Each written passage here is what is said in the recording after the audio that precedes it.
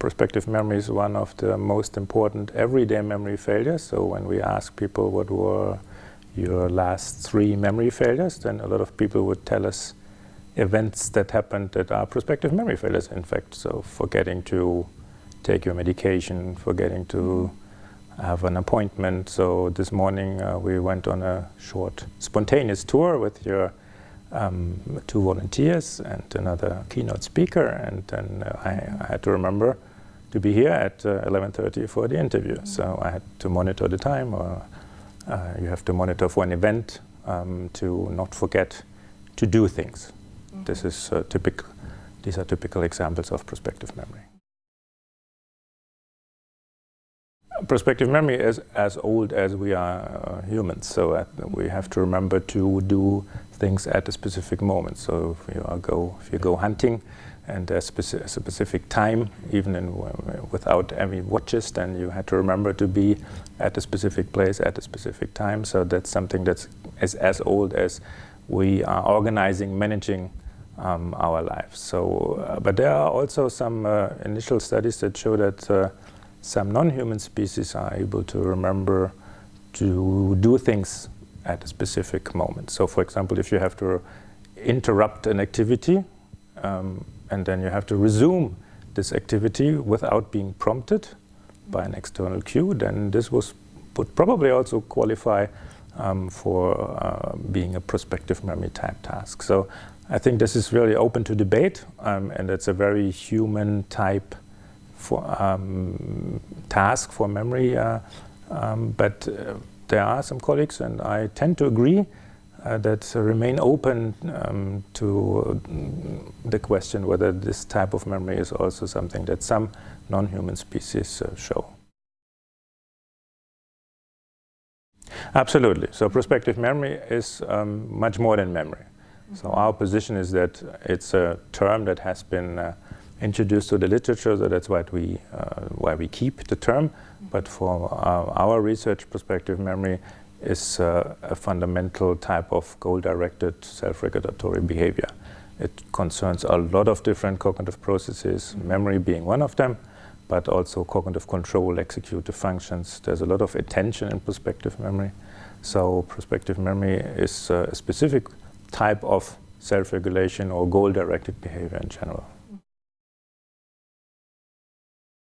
Yeah, there are overlaps and differences. An important difference is that for prospective memory task, usually you are not prompted by an external agent, by an external prompt to remember. So in a lot of cases, we perfectly know what we are supposed to do, but at the moment, we just don't do it. So to remember the content of an intention, to remember all the details of the intention that needs to be implemented, that we call the retrospective or episodic element of prospective memory, is usually not the problem, but to initiate the action at a specific moment while being distracted by other ongoing activities. That's a specific characteristic of prospective memory, which distinguishes from a lot of memory tasks, that somebody prompts memory retrieval in a typical retrospective memory situation, but that we have to self-initiate this intention execution at a specific moment in the case of prospective memory. Almost anything, I suppose, because prospective memory is really something that started off only a few decades ago. So when I did my PhD, that was really at the beginning of this area, and I could read everything at that time, and now the literature on prospective memory has really exploded. So there are a lot of important avenues in prospective memory that have been studied in the last 10 years. So for example, one important topic are the neural correlates that are more and more discovered, the training of prospective memory, how to best intervene. There are important aspects of the microstructure of the processes once an intention has been retrieved.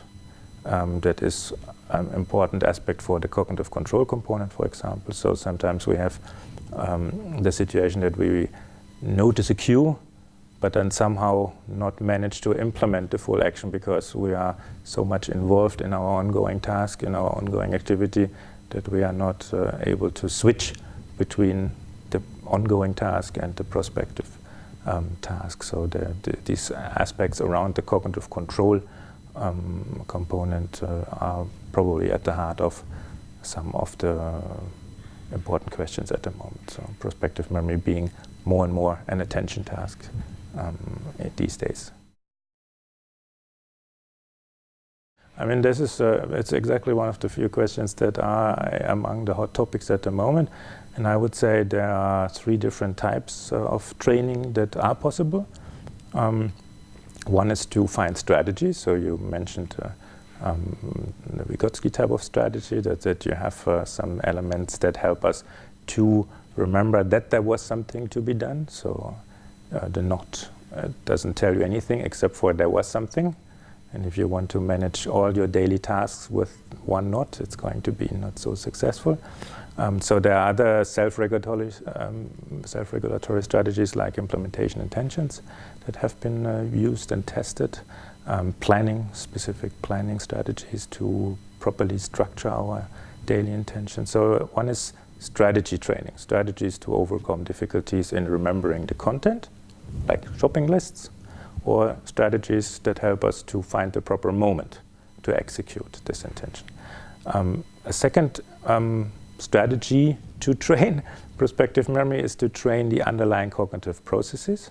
So we have been doing cognitive control trainings, for example, so training working memory, training inhibition, training switching, because of the involvement of these processes in the prospective memory task. And that shows some effects also on prospective memory as a far transfer.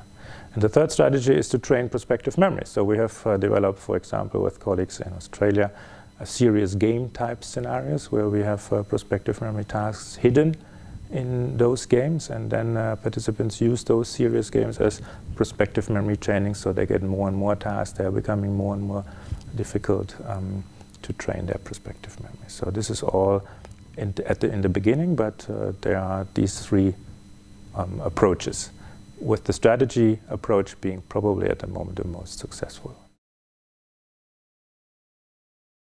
They are very powerful tools, obviously.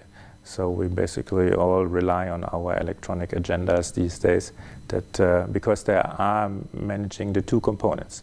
They give us the appropriate moment, beeping, to not forget a specific time, but they also give us usually the content, and they tell us what needs to be done. So these tools are well-designed tools that help all the different angles that are involved in prospective memory. Whether they help us to fully structure our task, that's an open question.